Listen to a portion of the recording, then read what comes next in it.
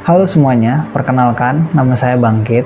Kalau kamu baru pertama kali nonton video saya, kenalin, saya ini seorang content creator, entrepreneur, dan seorang mahasiswa yang sedang berkuliah di jurusan bisnis. Kalau kamu suka dengan video-video saya, silahkan diikuti ya. Di video kali ini saya akan sharing ke teman-teman semua tentang gimana sih rasanya jadi mahasiswa Magister Manajemen di Universitas Gadjah Mada.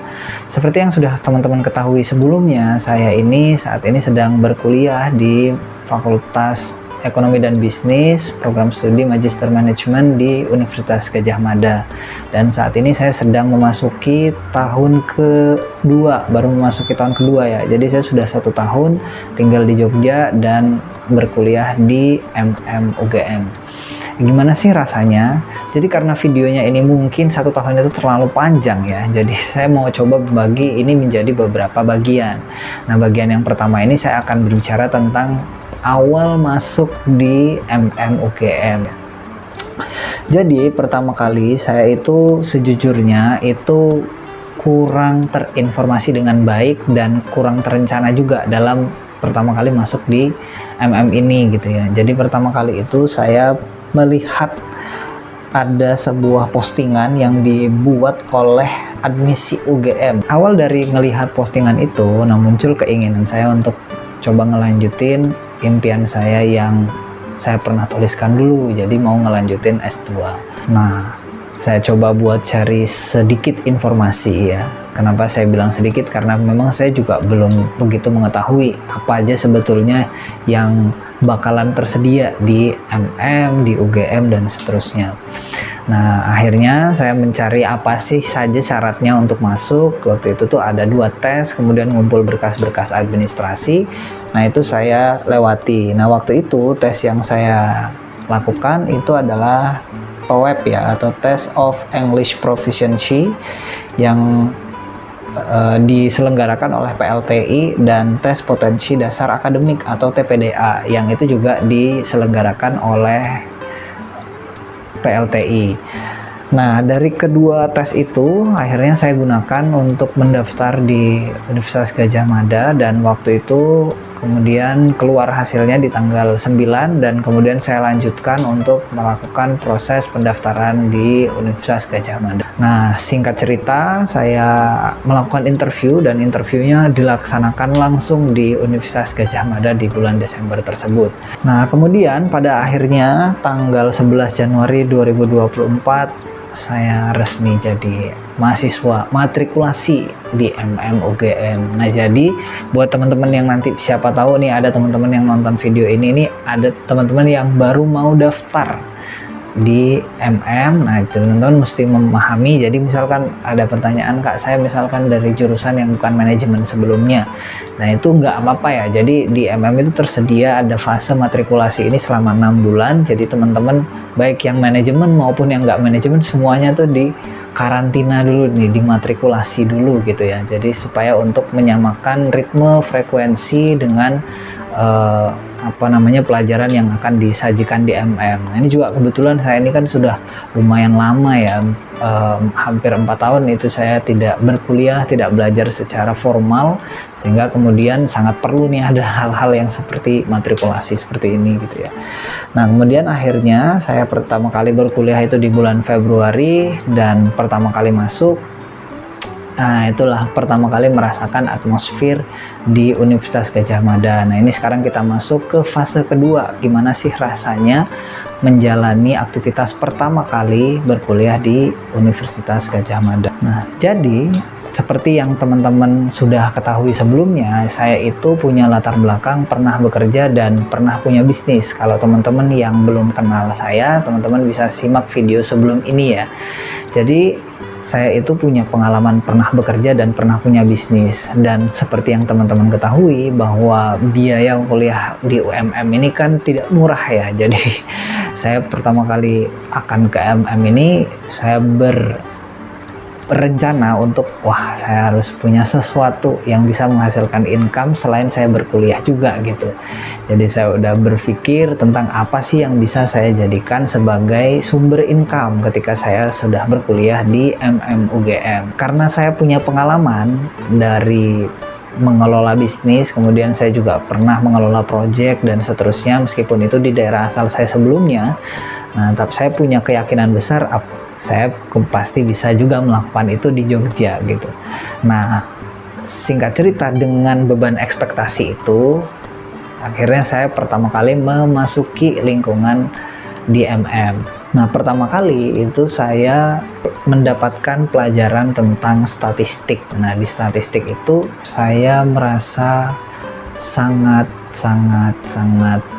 tidak paham dengan apa yang dipelajari.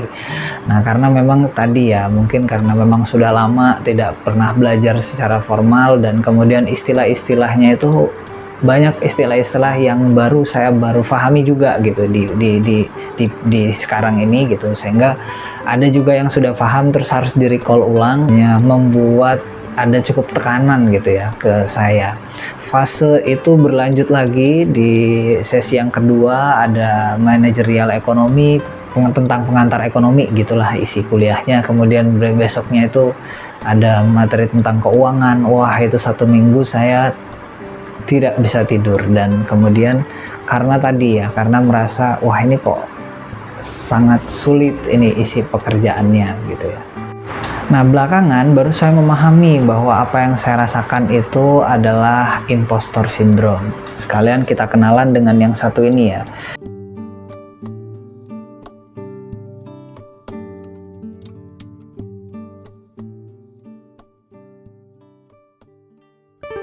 Jadi, impostor syndrome itu adalah semacam perasaan yang hadir pada diri kita, di mana kita itu merasa stressful dan merasa seperti kurang layak untuk mendapatkan posisi yang kita jalani sekarang gitu ya.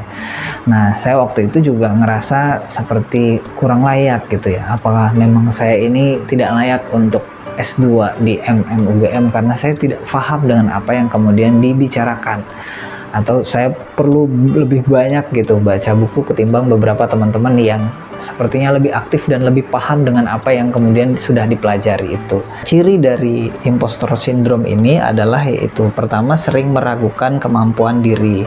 Kemudian yang kedua adalah sering mengaitkan kesuksesan dan pencapaian dengan faktor eksternal. Kemudian tidak mampu menilai kompetensi dan keterampilan diri secara objektif. Kemudian merasa takut gagal. Kemudian merasa kecewa hingga frustasi karena tidak mampu memenuhi standar yang ditetapkan sendiri. Ya, kemudian penyebabnya bisa jadi karena lingkungan yang kompetitif, ada sifat perfeksionis, pola asuh orang tua, dan karena ada peran baru. Nah, ini juga karena peran baru, saya baru pertama kali juga berpindah dari awalnya yang sudah bekerja dan berbisnis, kembali ulang untuk belajar lagi. Solusi yang kemudian bisa saya sampaikan di sini buat teman-teman mungkin yang baru pertama kali atau mungkin sedang merasakan hal yang sama karena peran baru di masyarakat, entah baru bekerja, entah baru mulai bisnis dan seterusnya.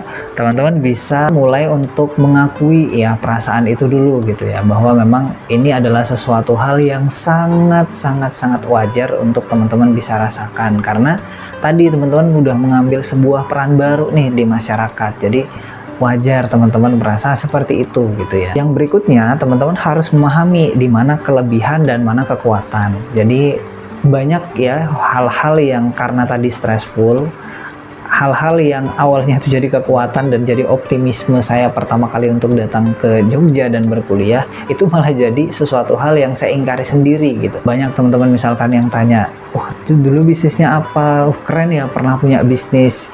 Jadi waktu itu saya malah ngerasanya, enggak kok, biasa aja. Rasanya kayaknya semua orang bisa dibikin bisnis dan seterusnya. Jadi saya merasa biasa saja gitu. Pernah punya pengalaman kerja dan berbisnis sebelumnya gitu. Harus mulai diapresiasi bahwa teman-teman juga punya kelebihan meskipun ada kekurangan di tempat yang lain. Mengakui dan menikmati setiap prosesnya gitu ya. Dan nggak apa-apa kalau teman-teman itu belum paham di waktu itu. Penting teman-teman mau terus untuk belajar gitu ya. Karena waktu perkuliahan juga kan panjang, dan ini adalah waktu yang teman-teman bisa ambil untuk ya mungkin di waktu kelas teman-teman nggak paham, teman-teman pada saat pulang itu bisa ngebuka lagi tuh materi-materi apa yang dipelajari, dan pelan-pelan teman-teman dengan resource yang ada sekarang, ada AI, ada YouTube, dan teman-teman yang sangat suportif ya menurut saya, itu membantu teman-teman untuk lebih mudah paham dengan pelajaran-pelajaran yang diajarkan di MM. Dan itu setelah 1, 2, 3 bulan perasaan itu udah mulai berkurang dah. Dan setelah 1 semester pertama saya ngerasa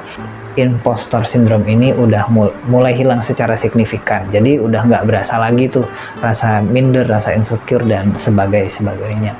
Jadi itu dulu yang bisa saya sampaikan di fase pertama ini tentang bagaimana sih perasaannya pertama kali masuk di MMUGM. Nanti simak lagi ada lanjutan dari video ini tentang 1 tahun berkuliah di MMUGM.